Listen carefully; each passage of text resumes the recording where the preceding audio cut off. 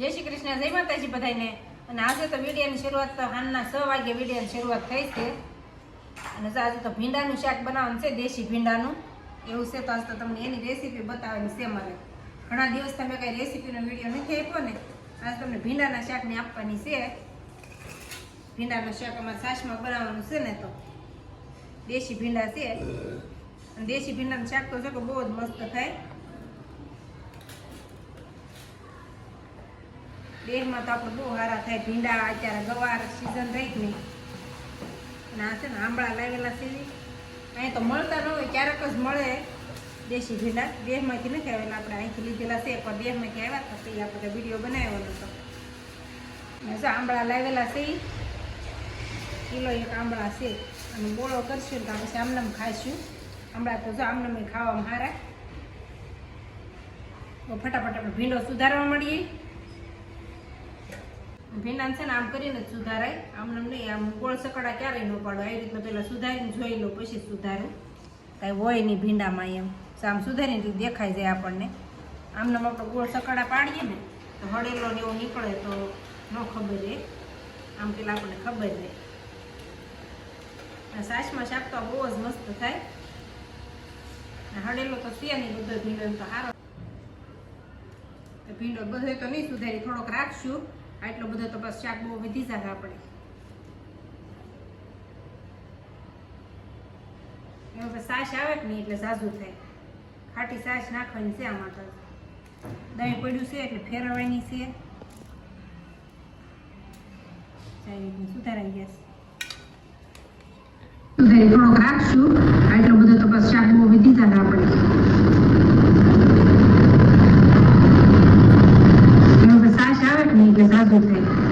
ખાટી સાસ નાખવાની છે આમાં તો। દહીં પડ્યું છે એટલે ફેરવવાની છે। સુધારી દેશે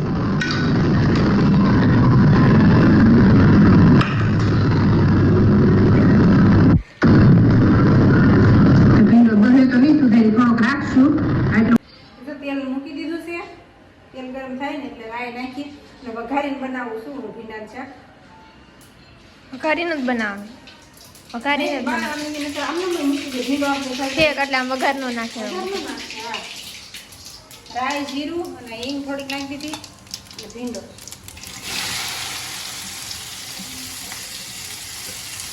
દેશી ભીંડાનું શાક બહુ મસ્ત થાય। મસ્ત થાય।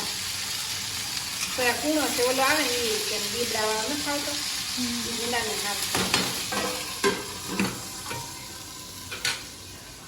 તેલમાં જ આપણે છે તળાવા દેવાનો છે હાવ, પછી થોડું મીઠું નાખી દેવાનું છે। મીઠું નાખી અને ત્યાં સુધીમાં આપણે સાસી ફેરવી વાળી તો દહીં ભર્યું છે પવારું તાજું તાજું। આટલું દહીં છે, દહીં નાખ્યું તોય આવે, સાસ નાખ્યું ને તોય આવે, જે આપણને ગમે ના ખાય। આપણે થોડું સાથે તમે ઘાટી કરી નાખશું, થોડું દહીં નાખશું, મીઠું નાખી દેવું।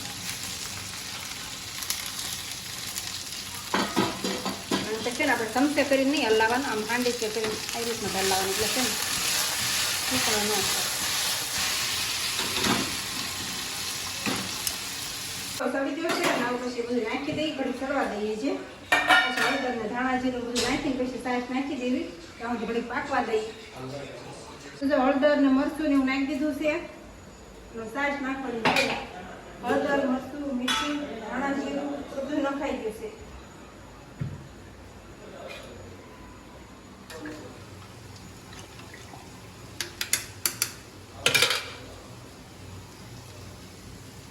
જાય છે સાસ।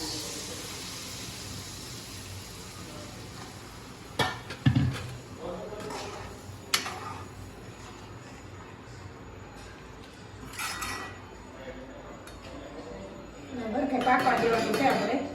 ઘાટો રવો ન થાય ને ત્યાં સુધી પાકવા દેવાનું છે ઢાંકી।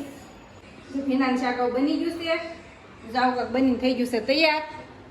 ખાટું મીઠું ભીંડાનું શાક બનાવી નાખ્યું છે। અને આને બનાવવાનું છે બાજરીના રોટલા, અને 2 ભાખરી બનાવી છે, અને બીજા બાજરીના રોટલા બનાવવાના છે, અને ઠંડી ઠંડી છાશ અને મરચાં એવું તળશું, એવું બધું બનાવશું। તો શાકને આપણે મૂકી દઈએ ઢાંકી। એવું કાંક બનાવ્યું છે હજુ તો વાળુમાં। અને છે દેશી ગોળ લાવેલા છે, આવ દેશી ગોળ, કાળો ગોળ નથી આવતો।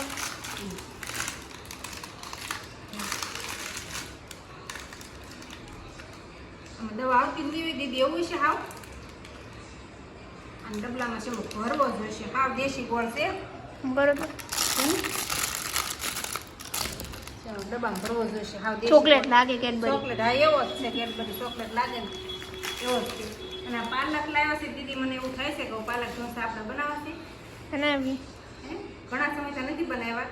એનું જે પાલક ઢોસા નથી જ બનાવ્યા, તો પાલક ઢોસા બનાવી વાળા બધા બીટ ઢોસા ને પાલકવાળા બધા બનાવે છે.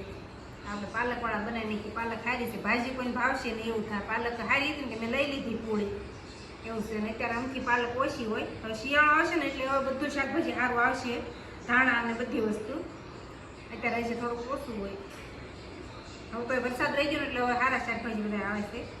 દીદીને તો ભીંડાનું શાક દેશી ભીંડાનું છે એટલે બીજું કાંઈ ન જોઈએ. કા દીદી? દીદીને ઉદયને દેશી ભીંડા હાટું થઈને તો દેહમાંથી કોઈ પણ આવતું હોય ને એટલે બીજું કાંઈ નહીં લાવતા, પણ ખાલી ભીંડો લેતા આવજો દેશી. અને હું ગવાર મગાવતી હોય, દીદીને ઉદય બે આવડા ભીંડા મગાવતા હોય, દેશી ભીંડા લેતા આવજો, બીજું કાંઈ નહીં લાવતા. અને જ્યાં સુધી હોય ને 8 દિવસ હોય ને તો એ 8 દિવસ સુધી ભીંડાનું શાક બનાવડાવીને ખાય. આ ભીંડાનું અહીંનો ભીંડો લઈને તો એ નહીં, એ શીકણું શાક બને એમ કે આનું જ મસ્ત બને આ ભીંડાનું, દેશી ભીંડાનું. અને દીદી આ હાડી મેં પહેરીને એ બધાને બહુ જ ગમે છે. હાડીનો આપણે વિડીયો ઉતાર્યો હતો ને એ હાડીમાં કમેન્ટ આવેલી છે, દીદી તમે પહેરીને એ હાડી જોઈએ છે. 2-3 જણાએ હા, પહેરેલી. 2-3 જણા બીજી પાછી છે આજ મેં જોઈ એમાં એક હતું. આ સાડી જોઈએ છે જે તમે પહેરી છે ને એ સાડી જોઈએ છે. અમારી પાસે એક જ હાડી છે, બીજી તો નથી. અને મેં બીજી કઈ એવી જોઈ નથી દુકાનમાંથી. આ સેકન્ડમાંથી લીધેલી છે લક્ષ્મણનગરમાંથી. દુકાનમાં મેં પાછી એવી હું જોઉં છું, મને કમેન્ટ આવી હતી ને એટલે હું સાઈને એ હાથ પૂછી જોવાય છું. હું જાઉં ને એટલે કે આવી હાડી હોય ને તો હું તમને કમેન્ટમાં જવાબ આપું એમ કે આ જગ્યાએ છે એમ. પણ નથી હોય ક્યાંય એવું છે. હોત તો કહો જ ત્યાં તમને. અને મેં સેકન્ડમાં લીધેલી છે. આમાં આપણે ટ્રેનિંગમાં ઓલી કેમ નીકળેલી છે ત્યારે બહુ હાડી એવી રીતે હોય ને તો મળી જાય ગમે ને. પણ આ તો આપણે સેકન્ડમાંથી લીધેલી છે એટલે હોય કે ન હોય, ક્યારે ઓલી હોય બહુ નક્કી ન હોય આનું, એવું છે. તો હાલો આ સાથે આજનો બ્લોગ આપણે પૂરો કરી દઈશું. વાળુનો સમય થઈ ગયો છે તો વાળું કરવા બેસી જઈશું તો વિડીયો પૂરો કરી દઈશું.